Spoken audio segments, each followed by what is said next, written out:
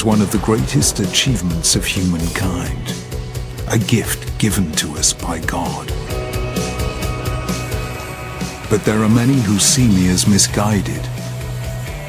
They say my religious faith has become invalid. It's an outdated way of thinking that doesn't fit in a scientific world of hard evidence and binary logic. There is something insidious about training children to believe things for which there's no evidence. Rosh Hashanah, the Jewish New Year, is when we commemorate the creation of the universe and its God-given wonders. It's a good time to challenge the assumption that science and religion cannot coexist. I'm about to meet 3 non-believing scientists, each working at the frontier of scientific discovery. A neurologist, a theoretical physicist, and the evolutionary biologist who leads the scientific war on religion. My mission is not to convert. That's not the nature of my faith. What I hope to show is that belief in God doesn't require a suspension of our critical faculties, and that together religion and science can make a great partnership.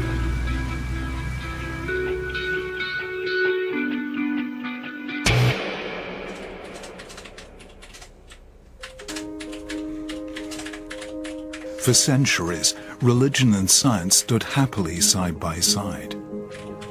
But in the last few decades, that relationship has broken down. You'd be forgiven for thinking they were never on speaking terms. As we face the challenging problems of the 21st century, I think we need to reopen the dialogue between science and religion. In my latest book, I've written a letter to scientists like Richard Dawkins, who use science to argue that there is no God. Well, I've written it to somebody who believes that because we live in an age of science, there's no need for religion anymore.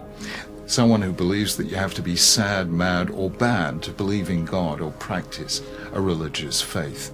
That religion is immature, it's primitive, something that we have no need of, something that belongs to a bygone age. I believe that religion is being misrepresented. In my letter, I hope to show that religion is about answering questions that science cannot.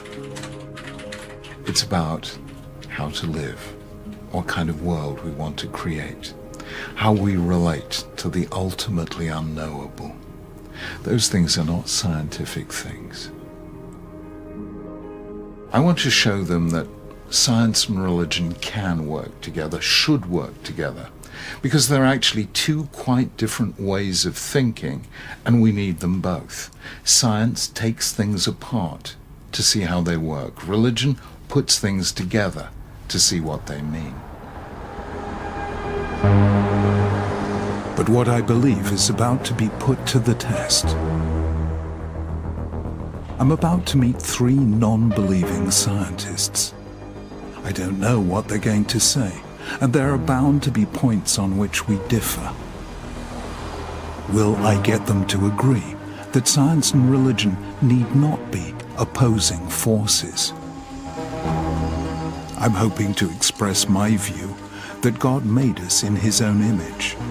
He marked us out from other animals by giving us free will, morality, and conscience. It's precisely these aspects of the human mind that are under scrutiny by modern neuroscientists. My first encounter is with a neuroscientist from Oxford University. Now is the time when we really need to understand more than ever before how the brain is working. Baroness Susan Greenfield has pioneered research into how the human brain generates consciousness. How does the objectivity get converted? How do ordinary old brain cells, ordinary old chemicals, how do they suddenly get into a scenario where you have this subjective sensation no one else can share? It's an impossible but very exciting issue, but I think at the moment it's something we can think about almost as philosophers. rather than expect scientists to come along with a tidy little experiment. So far, science has been unable to explain how human consciousness is generated, or even what it is. Science has to be impersonal, and consciousness has to be personal. Yeah. Aren't we at that point, when we reach consciousness and the self, or what used to be called the soul, aren't we reaching the very limits of science? The big problem is not so much that we are saying, well, we're a scientist, so we're going to butt out of this. Yeah. It's more, if I said to you, now I've just discovered how the brain generates consciousness. Yeah. What would you expect me to show you? We don't even know. No idea. No, exactly. No, and see, that's the problem. Until we actually know what kind of answer, what kind of thing or solution are we supposed to come up with, only then can you bring the machinery of scientific method to deal with it. Not only is science not able to explain human consciousness, it doesn't even know what type of question to ask. For me, it's religion, not science, that speaks of choice, freedom, and responsibility, things that make us human. With neuroscience and religion competing over territory, Susan's work is at the front line of the battle between science and religion. So are science and religion destined always to conflict? Absolutely not. I really don't think that that is doing any service to science. Science is all about having curiosity, having an open mind, and challenging everything.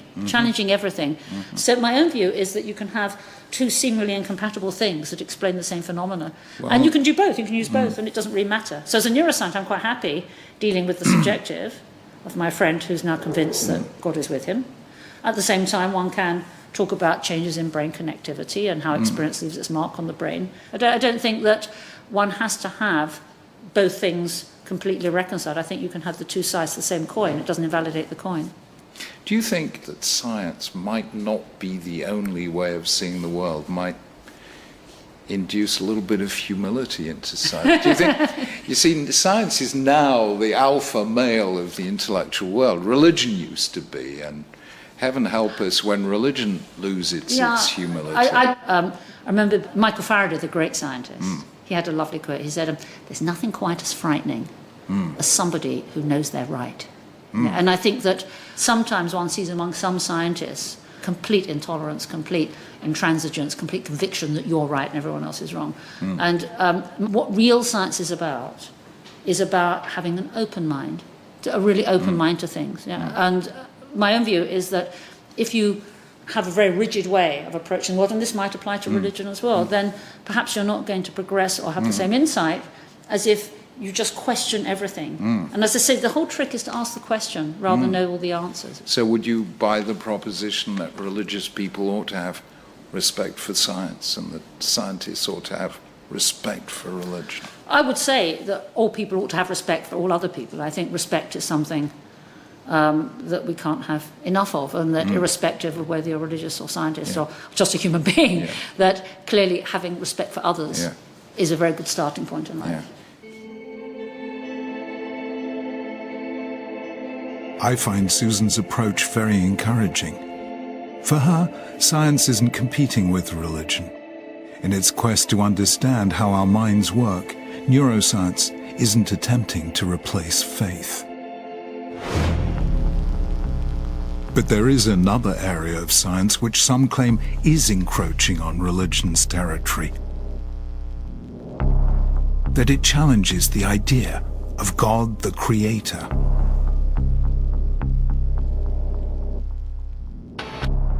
Within the last few years, physicists have been making remarkable advances in finding scientific explanations for the origins of the universe. Just this year, they believe they've discovered the Higgs boson, the so-called God particle. This is the particle that explains why all the other particles are the way they are. And by particles, I mean the very fundamental building blocks of everything in the universe. Professor Jim Al-Khalili is at the forefront of transforming our understanding of the universe. He's also an atheist. What will he make of my mission to get science and religion to work together? Would I be right in thinking that there's a division of labor here? I mean, religious people are interested in who done it and why done it, and scientists are interested in how done it. I guess from a scientist's perspective, a non-religious scientist's perspective, the why may not be as important as the how, because for me, the laws of nature, the laws of physics, and the reason the universe is the way it is, are just there. In religion, you're looking for a reason behind it. For me, the universe just happens by accident. It doesn't have meaning or purpose or a need for a grand designer. Do you think that the success of cosmology thus far in explaining how the universe began has put religion on the defensive? To some extent, yes. I mean, what we've learnt in the last century, 100 years ago, we didn't know that our galaxy was just one of billions of other galaxies. We didn't know the extent of the universe, of reality. And, when you say science can no longer explain, well, that's where religion comes in a naive sense, to say this is the extent that science can answer. Yeah. And what science has been able to do is push that boundary back. We're now, we believe we understand a lot about the Big Bang itself, and theoretical physicists are even now beginning to ask the question of whether there was something before the Big Bang that caused our universe to come into existence. So in that area of science, I do wonder whether religion feels it's on the back foot as it retreats, as science encroaches on what was religion's territory. And I guess it's, how do you feel about that? Do you think that's true? Yeah, I think that there was this view that has been called God of the gaps. Yes. So God explains whatever science can't explain. Right. And that means that every great advance in science is seen as a retreat for religion. I think the whole God of the gaps theory is crazy and incompatible with the religion that I believe in, the religion of the Bible, which is that God, creating us in his image, wanted us to use our critical intelligence to understand the universe, to understand creation. And therefore, the more we understand, the more we wonder at the greatness of God and the universe and the smallness of us. So I see every advance for science as an advance for religion as well. That, I think, is where scientists and religious believers come closest together. We're very small, the universe is very big, and the miracle is that it's here, we're here, and we're beginning to understand it. I do that all the time. I mean, I don't praise a higher intelligence in the way that you do, but I acknowledge the wonder of the universe and the way it is the way it is. I try to understand it. I know I'm a very, very long way from being able to do that, but I guess, like you, daily struggle to understand it. Despite our conflicting views on how the universe was created, ultimately Jim and I are united in our shared awe at its wonder. So far, I've spoken to non-believing scientists who've been prepared to engage in a productive dialogue with me. But I'm less certain about the outcome of my next encounter. I'm about to meet Britain's most vocal atheist, and I know I'm going to be challenged about the very nature of my faith.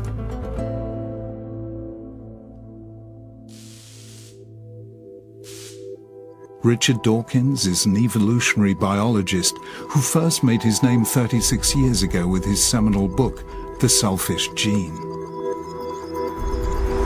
Since then, he's achieved worldwide fame for his militant atheism. His best-selling book, The God Delusion, was a virulent attack on religion. For him, the supernatural aspects of religious belief are an affront to science. We can never say that there definitely is no fairy. And that's the way I feel about God. God has the same status as fairies. It's not my intention to convert Richard Dawkins. I just want to see if he's willing to admit that there's more to life than science, and more to religion than ignorance and superstition. We're meeting in the hallowed halls of the Royal Society, the institute dedicated to the pursuit of scientific excellence. Its motto, nullius in verba, take no one's word for it, is at the very heart of the discipline of science. This could be seen as the opposite of faith. But for me, religion at its best involves asking questions and challenging conventional assumptions. Will Richard see that we have something in common? I've asked him to read a letter he once wrote to his daughter. Dear Juliet, now that you're 10, I want to... It offers her a life lesson about the importance of thinking for yourself. Next time somebody tells you something that sounds important, think to yourself, is this the kind of thing that people probably know because of evidence, or is it the kind of thing that people only believe because of tradition, authority, or revelation? And next time somebody tells you that something is true, why not say to them, what kind of evidence is there for that? And if they can't give you a good answer, I hope you'll think very carefully before you believe a word they say. She was 10 years old at the time, and I wanted to do the opposite of indoctrinate her. I wanted to ask her to think for herself. So what would you say, for instance, about the Jewish tradition? The first duty of a Jewish parent to a Jewish child is to teach them to ask questions. Admirable. That's exactly what the first duty seems to me should be. I would hope then that the parent would answer the questions on the basis of evidence rather than on the basis of tradition or scripture. That might be where we differ. It is indeed the nature of my religion for tradition and scripture to play a central role. I believe the Bible records events that actually happened.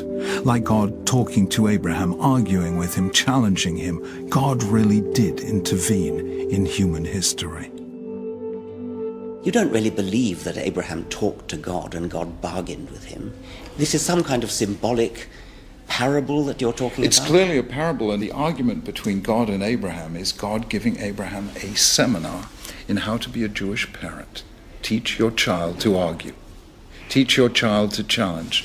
I get the feeling that theologians, whether Jewish or Christian, almost don't bother to distinguish between that which is symbolic and that which is literal.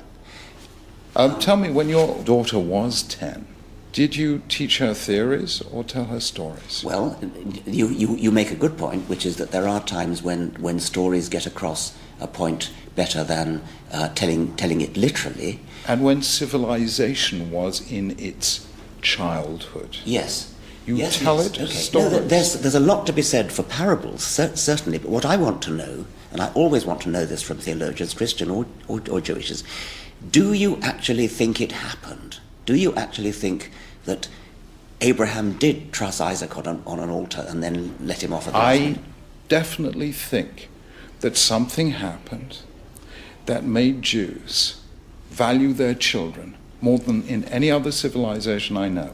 I really think that God wanted Abraham and Jews from that day to this to know one thing above all others: don't sacrifice your children. Virtually every other culture in the ancient world sacrificed its children. It's entirely admirable that these moral lessons should become enshrined in the culture of any people, and it's entirely admirable, especially it seems to have been enshrined in Jewish culture in a very big way. So something interesting happened in Jewish history which led to these admirable things.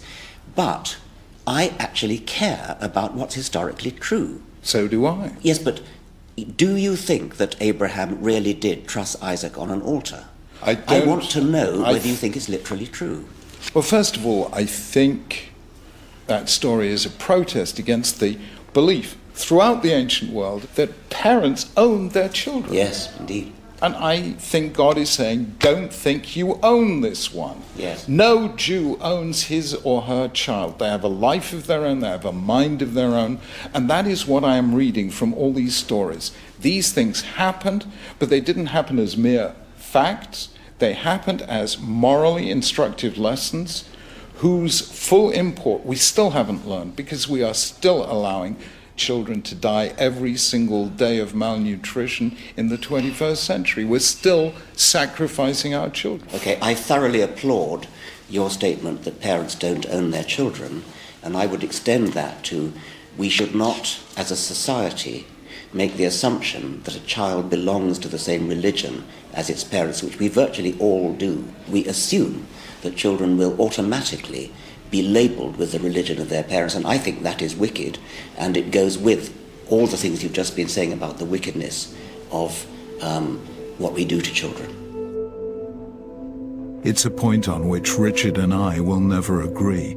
For me, we have to give our children an identity, a heritage, a story of which they are a part. Will Richard have more time for a recent study from Harvard University that offers evidence that religion can be a force for good? Religious people are more likely than secular people to give money to charity, to do voluntary work, to give money to a homeless person. Would that be evidence? Yes, it would. I mean, I've seen counter evidence to that. It is disputed. Even if that were true, it doesn't bear in any way on the truth of religious claims about the universe, which is what I care about. You can't say that because I have evidence that religious people are more likely to give blood or give money to charity, therefore what they believe about God or the Trinity or whatever it might be is more likely to be true. It has nothing to do with it. Richard Dawkins is renowned for proselytizing about the damage religion can do. But he's also acknowledged that in the wrong hands, science can be just as terrifying. You actually said, and I think very wisely and courageously, that when you take Darwinism and turn it into a social philosophy, it becomes very dangerous. It can become very dangerous, and if you take it, especially if you take it in a naive way, it can become Nazism. If we based our politics on a naive interpretation of Darwinism, we'd living in a kind of Darwinian universe in which the strong eliminate the weak. And I've frequently argued against that. I frequently said I'm a passionate Darwinian when it comes to understanding how we got here. But I'm a passionate anti-Darwinian when it comes to deciding what kind of society we want to live in. So I just wonder, since that you say that Darwin is one of the greatest scientist in recent centuries, and at the same time you point out the way that Darwin has been misused, and you don't let the fact that it's been misused compromise your admiration for Darwin. Could you not also understand that in certain ways religion has been misused? Yes. And that should not compromise at least some of us admiring and respecting the greatness of the great religions. I agree that it has been misused.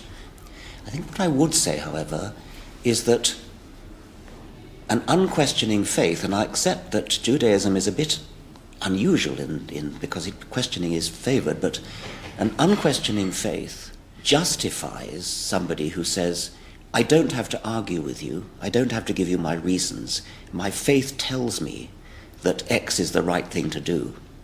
Now, if a child is brought up to think that faith trumps evidence or trumps reason, then that child could be equipped to do something truly terrible. This is precisely what I think is the common ground between us. I don't minimize the differences. The common ground between us is that you and I are committed to question, to the use of critical intelligence, to valuing human rights and the dignity of the human person. And you acknowledge that there have been times when science has been misused, but the answer to bad science is not no science. Yes. It's good science. Yes, science, And I acknowledge that religion has sometimes been misused, but I argue that the answer to bad religion is good religion, not no religion. Yes. And so even though there is this gap between us, you are not religious and I am, and I'm not seeking to change you on this, could we not work together to value human rights, human dignity, where we engage in the collaborative pursuit of truth? Yes, it's clear that we could. I mean, it's clear that people of goodwill, wherever they're coming from, could and should work together. Science can be hideously misused. Indeed, if you want to do terrible things, you better use science to do it, because that's the most efficient way to do anything. Religion and science have been set up as polar opposites, but it appears that Richard Dawkins and I might have found a way to work together. So, Richard, if I can sum up our conversation, despite clearly major differences between us, I think we've found major areas of agreement and commonality, a respect for truth, openness, a willingness to question, and the collaborative pursuit of knowledge for its own sake. And you've agreed that as we think our way through the very challenging problems of the 21st century, a conversation between us might give both of us humility, but might give both of us a fresh perspective. Now, if we can actually agree to walk hand in hand towards the future on that basis, I think that's a tremendous source for both optimism and hope. I'll go along with that. Amen to that. Thank you. Thank you very much. I feel that we've made a real breakthrough. It's the first time I've ever heard Richard be so open to my position on science and religion. Well, I think that was a bit of an epiphany. You know, he met me more than halfway, and I actually felt something of the magic, of the power of a conversation when two people really open to one another. And that allows each of us to move beyond our normal positions. And I really think that's what happened. And if it is really so, and I believe it is, that we do have so much in common, then that is a very strong argument for saying that there can be a great partnership between religion and science. All too often, science and religion are set up as mutually exclusive. But through meeting three non-believing scientists, it feels to me that despite our differences, we have much in common. And through conversation, we may discover we're united in a desire to pursue a common good.